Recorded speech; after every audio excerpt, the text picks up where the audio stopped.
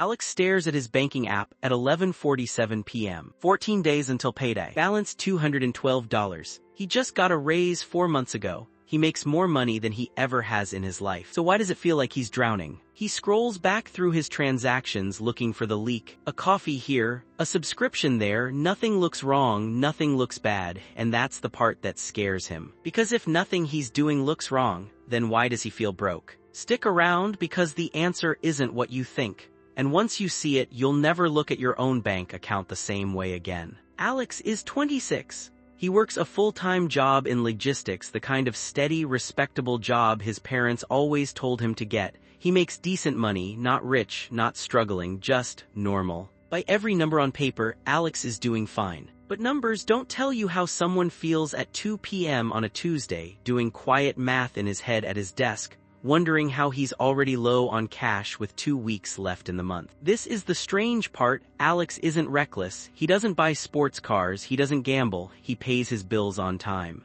And yet somehow the money disappears. Not all at once, not in one dramatic moment he can point to and blame. It disappears in 100 small, invisible ways, and Alex is about to discover exactly how. It starts on a Friday, payday. Alex checks his phone the second the deposit hits. For one glowing moment, he feels rich. He feels like anything is possible. That feeling lasts about 6 minutes, because in his head, the money is already gone. Rent, car payment, groceries, the credit card bill he's been avoiding. By the time he mentally subtracts everything he owes, the number in his account might as well be zero. This is what's called the paycheck illusion. The deposit feels like a windfall, but it was never really extra money. It was already spent before it arrived. Alex just got to see it for a few minutes before it moved on. But here's the twist. Even knowing this, Alex still feels the urge to celebrate payday. A small treat. He deserves it, right? He worked hard this week. So he orders his favorite meal instead of cooking. $22, no big deal. Except it happens almost every payday,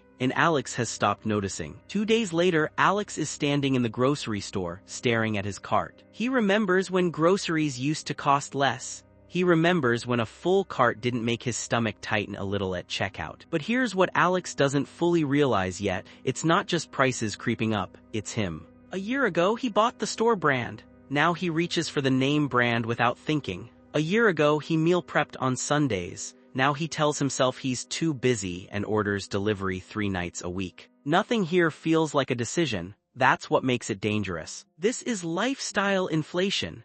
As Alex's income grew, his spending quietly grew right alongside it, matching it almost dollar for dollar. He didn't choose this consciously.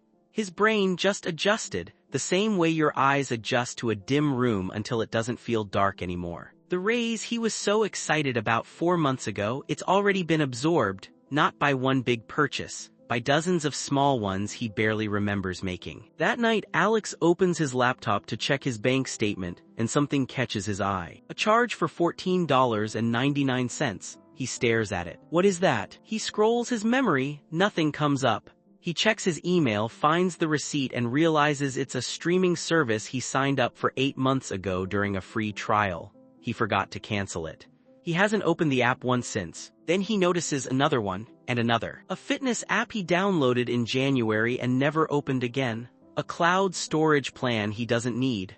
A subscription box he forgot existed. Alone, each charge looks harmless. A coffee's worth of money here and there. Combined, they're quietly draining over $60 a month. Over $700 a year, gone for things he isn't even using. This is subscription creep, and it works because it's designed to be forgettable. Nobody feels the pain of losing $14.99 the way they'd feel losing $700 all at once. So the companies count on you never adding it up. Alex just added it up, and his stomach drops a little. The next morning at work is rough. His manager is short with him in a meeting. A coworker gets credit for an idea Alex actually proposed last week. By lunch, Alex feels drained in a way that has nothing to do with money. So he does what a lot of people do. He opens a shopping app. He doesn't need anything. He's not even looking for anything specific. He's just scrolling. 15 minutes later, he's bought a hoodie he probably won't wear and a gadget he saw in a video that promised to change his life. For a moment, he feels better, lighter, in control of something, even if it's just a checkout button. This is emotional spending, and it's not a character flaw, it's brain chemistry. Spending money, especially online, triggers a small dopamine release, the same chemical tied to pleasure and reward. When Alex feels stressed, tired, or overlooked, his brain looks for a fast way to feel good again. Shopping is fast, shopping is easy, shopping is right there in his pocket. The problem isn't that Alex wants to feel better. The problem is that his brain has learned the wrong shortcut. That evening, scrolling social media before bed, Alex sees a former classmate posting from a beach vacation. Another friend just bought a new car, someone else is renovating their kitchen. Alex doesn't feel jealous exactly. It's quieter than that. It's more like a soft, sinking sense that everyone else has figured something out that he hasn't. He closes the app and looks around his apartment. It suddenly feels a little smaller, a little less impressive. This is social comparison, and it's one of the oldest tricks the human brain plays on us. For most of history, people only compared themselves to the people in their village, a few dozen lives roughly similar to their own. Now Alex compares his behind-the-scenes life to the highlight reels of thousands of people, most of whom are quietly struggling with their own version of this exact same feeling. The vacation photo doesn't show the credit card bill that paid for it. The new car doesn't show the 5-year loan behind it. But Alex's brain doesn't know that. It just sees the gap and it aches to close it. By the time Alex gets his next paycheck, something has shifted in him. Instead of celebrating, he sits with an uncomfortable question. If he makes more than he used to and he's not reckless with money, why does it always feel like he's standing still? He starts writing things down, not judging, just noticing. The delivery orders, the subscriptions, the impulse buys after hard days, the little upgrades he never consciously chose. And slowly, something clicks into place. It was never one big mistake. There was no single moment he could point to and say, that's where it went wrong. It was dozens of tiny decisions, each one small enough to ignore, each one designed to feel harmless in the moment. His brain wasn't broken, his willpower wasn't weak. He was simply living inside a system built to make spending feel effortless and saving feel like a sacrifice. This is the hedonic treadmill. Every time Alex's income or comfort increases, his expectations quietly rise to match it.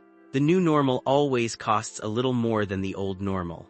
So he keeps running, keeps earning, and somehow never feels like he's getting anywhere. For the first time, Alex doesn't feel ashamed. He feels something closer to clarity. The problem was never that he was bad with money. The problem was that he never saw the system pulling the strings. So what does Alex actually do with this? He doesn't swear off every coffee or delivery order forever. He knows extreme restriction rarely lasts. Instead, he makes a few quiet, realistic changes. First, he starts tracking his spending for real, not to punish himself but to see the truth clearly.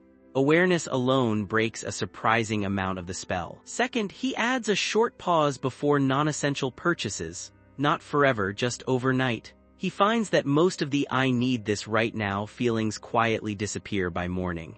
Third, he audits his subscriptions every few months, the same way he'd check his fridge for expired food. If he's not using it, it goes. Fourth, he starts treating savings like a bill instead of an afterthought, moving a small amount away the moment he gets paid, before his brain gets the chance to spend it. And finally, he lets go of comparing his life to a highlight reel he never actually sees the full picture of. He starts measuring his progress against his own past, not someone else's curated present. None of this is glamorous, none of it promises overnight results. But it's honest and it's sustainable, and for Alex, that's exactly what makes it work. A few months later, Alex checks his banking app again. It's not a dramatically different number. He hasn't gotten rich. He hasn't transformed his life overnight. But this time, when he looks at the balance, he doesn't feel that same quiet panic. He feels something quieter and steadier instead, something closer to control. Because Alex finally understands the truth most people never get to see. Feeling broke was never really about how much he earned. It was about 100 invisible pulls on his attention and his dopamine, each one small enough to ignore, all of them adding up to the same exhausting feeling. And once you can see the system, you can finally start to make it work for you instead of quietly working against you. So the next time you check your balance and feel that familiar sinking feeling, don't ask what's wrong with you. Ask what's pulling the strings.